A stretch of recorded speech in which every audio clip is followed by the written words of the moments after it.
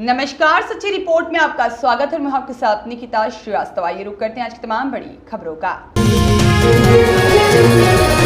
Global relief society द्वारा राजस्थान सरकार के शिक्षा मंत्री मदन दिलावर का सूर्य नगरी जोधपुर आगमन पर भव्य स्वागत और अभिनंदन किया गया। ग्लोबल रिलीफ सोसाइटी के अध्यक्ष शिव कुमार सोनी ने बताया कि शिक्षा मंत्री मदन दिलावर के जोधपुर प्रवास के दौरान पावटा स्थित एक होटल में साफा और दुपट्टा पहनाकर उनका स्वागत किया गया और इसके साथ ही में ग्लोबल रिलीफ सोसाइटी के अध्यक्ष शिव कुमार सोनी के नेतृत्व में राजस्थान के समस्त निजी विद्यालयों में राजस्थान सरकार के अनुसार पाठ्यक्रम और विद्यार्थियों का गणवेश सरकारी विद्यालयों के समान करने की मांगों को लेकर एक ज्ञापन सौंपा गया। इस दौरान शिक्षा मंत्री ने भरोसा दिलाया कि आगामी कैबिनेट की बैठक में इसका प्रस्ताव रखकर राज्य सरकार द्वारा इस पर अमल किया जाएगा। इस अवसर पर विष्णु कुमार अरोड़ा, साथ ही में करण सिंह राजपुरोहित, रामगोपाल गहलोत, चंद्रशेखर अरोड़ा उपस्थित थे। मित्र, एक बात और बता देता हूं मैं आपको। आप आश्चर्य होगा, आपने सुना होगा कि नहीं सुना होगा, लेकिन मैं सत्य कह रहा हूं और कोई चुनाव आयोग का या कोई व्यक्ति हो उनसे भी कह रहा हूं कि वो मेरी बात को रिकॉर्ड करे, चुनाव आयोग को भेजे। जो संस्थाएं हैं जो इसका ध्यान रखती है, चुनाव के समय कोई बातें कहे तो उल्लंघन माना जाता है, वो भी करे। और मैं गलत हूं तो मेरे पर मुकदमा चलाए, मुझे अदालत से फांसी की सजा दिलाए, पर मैं कहूंगा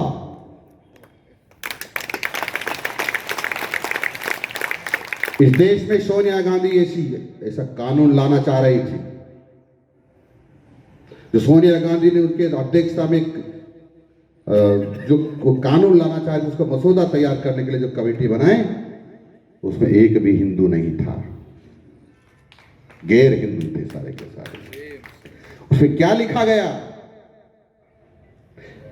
गैर हिंदू में झगड़ा हो जाए, यानी मुसलमानों और हिंदुओं में झगड़ा हो जाए, सांप्रदायिक दंगा हो जाए, और यदि मुसलमान लोग वहां की हिंदू महिलाओं के साथ बलात्कार करें, उनकी हत्या कर दे, घर जला दे, तब भी मुसलमान के खिलाफ कार्रवाई नहीं होगी, दोषी हिंदू ही होगा। फिर दोहरा रहा हूं इस बात को। चाहे तो मोबाइल पर ढूंढ लेना और उस अधिनियम का नाम है वो लिख लेना, सांप्रदायिक हिंसा लक्षित अधिनियम 2011 जो प्रस्तावित है, आपके मोबाइल पर मिल जाएगा। पीडीएफ भेज देंगे सर, मेरे पास है नहीं, ये खुद ढूंढ लेंगे, समझ डालो, आपके पास भेज देना।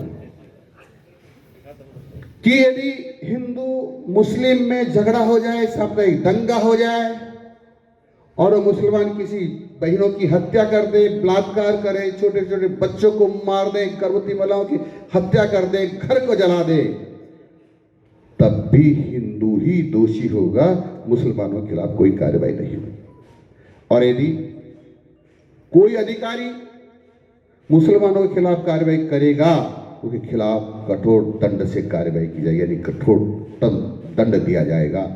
या वहां की सरकार यदि कोई हिंदू का पक्ष लेती है, उस सरकार को धारा 355 के अंतर्गत गिरा दिया जाएगा, बर्खास्त कर दिया जाएगा। ये कानून ला रही थी सोनिया गांधी। हम इस देश में हिंदू मुसलमान मिलजुल कर रहते हैं। हम हिंदू और मुसलमान यहाँ के सब महापुरुषों को महापुरुष मानते हैं। मैं अशफाक उल्लाह खां को नमन करता हूँ। मैं पाकिस्तान के पेटेंट टैंक उड़ाने वाले अब्दुल हमीद को नमन करता हूँ। हमारे देश के राष्ट्रपति रहे हैं अब्दुल कलाम जी को नमन करता हूँ। मेरी किसी कोई नहीं। परंतु कांग्रेस के मन में क्या था? इस देश को बर्बाद करना, इस्लाम की गिरने रख देना, और फिर हम गुलामी की जिंदगी जी, ये था। मुझे बहुत कष्ट हुआ इस बात का कि मैंने जब ये पढ़ा, क्योंकि उस समय में शायद एमएलए नहीं था, ये प्रस्ताव लोकसभा में आना था, पर भारतीय जनता पार्टी ने, राष्ट्रीय शिक्षक संघ ने और कुछ और संगठनों ने इसका विरोध किया, इसके कारण से नहीं आ पाया है। मित्रों, मेरे पास कोटा शहर के 50 मुसलमान बंधु आए थे। उन्होंने कहा कि दिलावर जी, हमारे वक्फ बोर्ड ने हम सब लोगों की जमीनें छीन ली है। भाई क्यों? बोला उन्होंने कह दिया कि यहाँ हमने नमाज पढ़ी थी और यहाँ हमने मुशायरा किया था, यहाँ उर्स भरवाया था, इसलिए ले ली। उन्होंने वक्फ बोर्ड के रजिस्टर में जाके लिख दिया कि यहाँ ये कार्यक्रम किया था, हमारी जमीन है। तो आपको बताता हूं, वक्फ संशोधित अधिनियम 2013 वो क्या था? वो ये था कि यदि इस्लाम का मानने वाला कहीं भी जाकर के बैठ जाता है, धार्मिक कार्यक्रम कर लेता है, राजनीतिक कार्यक्रम कर लेता है, मांगलिक कार्यक्रम कर लेता है, तो वो जमीन इस्लाम की हो जाएगी। यानी वक्फ बोर्ड में केवल एक ट्रिब्यूनल होगा, ट्रिब्यूनल में भी सारे के सारे ही गैर हिंदू सदस्य होंगे जो उसको सुनेंगे। मेरी जमीन पर जो कोई वक्फ या दावा कर देगा तो मेरी बात को गैर हिंदू है तो कौन सुनने वाला है? इसका मतलब हमारी जमीनें गई। देश को बर्बाद करने का षड्यंत्र था। क्या इस प्रकार से देश से दुश्मनी निकालने वालों को वोट दे सकते हैं? देश से दुश्मनी निकालने वालों को हम सहन कर सकते हैं? देश को बर्बाद करने वालों को सहन कर सकते हैं? पूरा देश को गुलाम बनाने वालों का जो सोच है उसको सहन कर सकते हैं? और भगवान राम के भक्तों की हत्या करने वाले और हमारे संतों की हत्या करने वालों को, ऐसे हत्यारों को कभी वोट नहीं दे सकते, चाहे वो किसी भी पार्टी से लड़ रहा हो। इसलिए मैं कहता हूं, कांग्रेस की जो प्रत्याशी वोट मांगने आ रहे होंगे, मैं तो नाम वाम तो जानता नहीं हूं, लेकिन इतना जानता हूं, उनसे पूछना चाहिए, क्या तुम इस बात के हामी हो कि युद्ध हो जाए, झगड़ा हो जाए, सब दंगा हो जाए और तुम्हारी मां बहन बेटियों के साथ बलात्कार हो, तुम्हारे घरों में आग लगा दी जाए,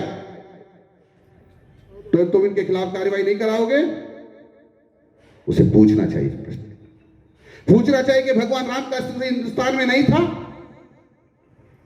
पूछना चाहिए इस बात से कि धारा 370 क्यों लागू की थी? हमारे 41,000 लोगों को क्यों मरवाया था? उसके हत्यारे तुम हो।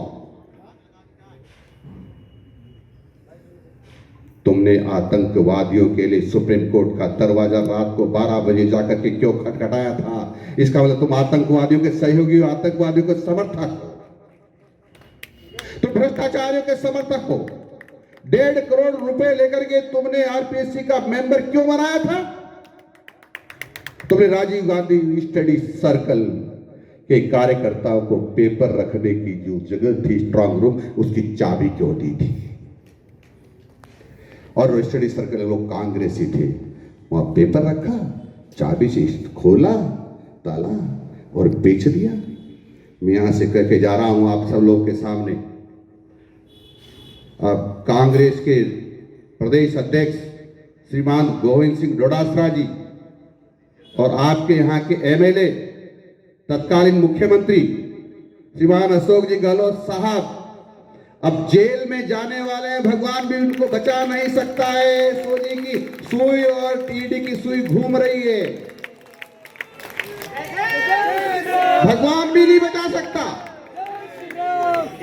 अशोक जी गहलोत साहब, मैं आपकी धरती पर करके जा रहा हूं